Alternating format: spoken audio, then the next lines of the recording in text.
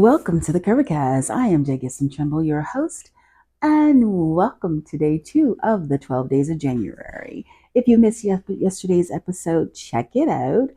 We are doing 12 days of this series called the 12 Days of January. It's a series I created back in 2017 that shares small ways for you to instantly improve the quality of your life. I know it sounds like a big but believe me, trust me, if you work to incorporate the ideals behind the rituals behind these ideals into your life, I guarantee you it would instantly improve the quality of your life. But so I have to share, a girl is tired. It's almost 9 p.m. on January 1st when I'm recording this, but I wanted to get it up in advance. So I'm going to post this, edit this tonight, and get it up before I fall off to sleep. And I'm so tired. I actually literally just finished eating my Hoppin' John that I made for the first day of the year. You know, it's a tradition to bring you prosperity and good luck and all the good juju. So I slow cooked some of that and I made some homemade bread.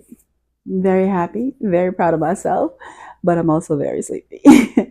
So this will probably be a pretty short episode, but I think I just want to two things. I want to hone in on more what we discussed yesterday about the time you get up and what you do with it, because I think it's really important that we are conscious of, once again, as was mentioned in episode 1, of what time would work best for us. If we're the type of person who wants to get up an hour earlier and create a glory hour for ourselves where we're just investing in ourselves, pouring into ourselves, whether that be exercising or whether that be meditating or reading or stretching or doing nothing. Okay. It could be all of the above, but I just wanted to deep dive a little bit more into those ideas, those kinds of rituals.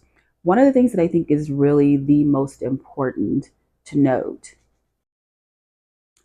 we have to make sure that we are creating the rituals, but that we also leave room for flexibility. I know in my life, if I'm not giving myself a little room to play with, I tend to fall off. You know what I mean? When it comes to creating habits and rituals. So I just want to remind you guys about the need to add a little bit of flexibility. Now, don't be giving yourself a full on pass, okay? But add a little bit of room for flexibility, right? Because our lives are different every day. You know, there may be days of the week where you have to leave the house earlier, you know, days of the week where you have to leave the house late, days of the week where you work from home. So it's a whole different kind of vibe, a whole different kind of setup, energy, or whatever that you have to put into play. So I wanted to make sure that we stress the fact that there needs to be a bit of flexibility, that a bit of grace that you give yourself during this whole process. Also, I wanted to make sure that we talked about the fact that within that flexibility, there probably will be a need, like I said, for not just one type of ritual. Like I used to get up and do the meditation, do the stretching, and the shower. That was kind of the ritual. But I found, like, say, for instance, if we were out of town or doing something else, it was a little more challenging for me to stick to my schedule the way that I liked. Um, so there are other ways, other things, like with the meditation. I started meditating while I was in line. Okay.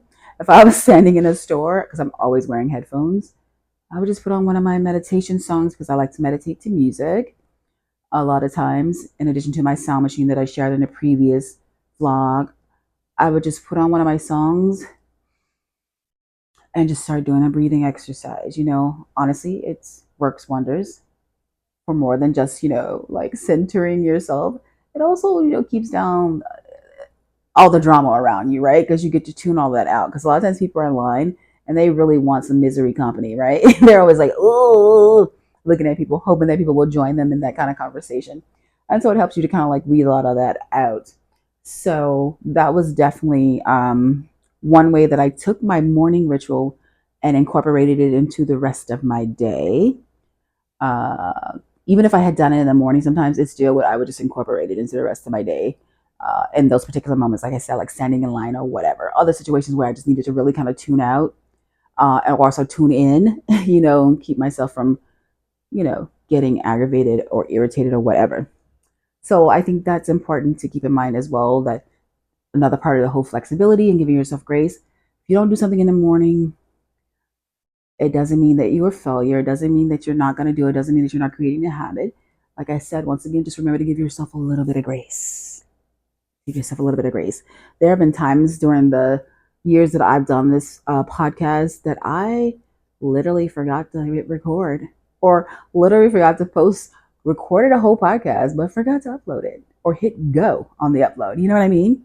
And so, whereas it was disappointing, I always had to remind myself that it's okay. It's okay. We all got a lot of things going on. We want to build these rituals and we want to create these habits for ourselves. But once again, don't forget to give yourself a bit of grace. You're doing these things for yourself, right? To make your life better, not to come down on yourself and make your life worse. So, those are the two things I basically wanted to stress. Just kind of like a more deep dive, or just like an accompaniment to day one. So, that's it for day two. A girl's about to go to bed because I am so tired. Well, I got to clean up a little bit and then I'm going to go to bed. But thanks for listening, and we'll see you on the next one.